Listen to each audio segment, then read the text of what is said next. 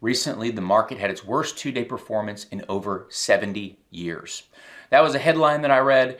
What if I also told you that if we look at it another way, the performance so far this year has been about average?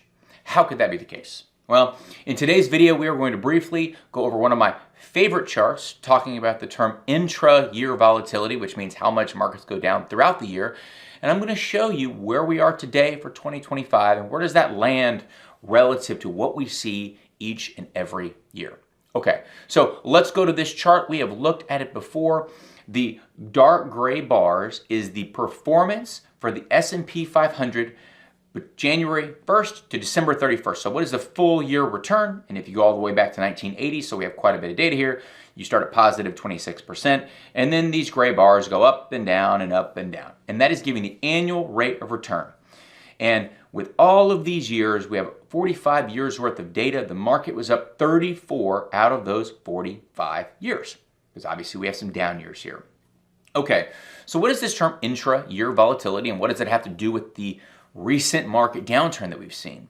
Well, let's look at these red dots. These red dots are always going to be below the gray bar because that is the intra-year volatility, or looking at the high point in the market, how far it has dropped each and every year from its high point. And as we can see, these red dots are all over the place, but on average, the average drop each and every year has been 14.1%, going back to 1980.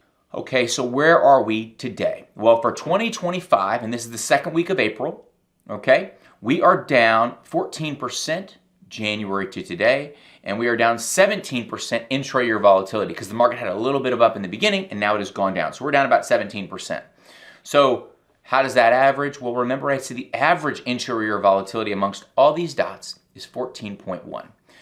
Well, at its worst, we saw it was at 17. And as I speak today, it's the second week of April. The market has already started to come back up a little bit. But the point is that 17% red dot, while it's very close to the average intra-year volatility, it doesn't feel like average, right? So here's the point, is averages never feel like averages when you're in the middle of it. So what wasn't average about this red dot?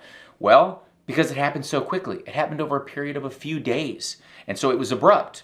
What's unique about some of these other dots? Well, it was slow, and it just kept nagging, and it was down over and over and over again, but slowly. So each of these dots has a story.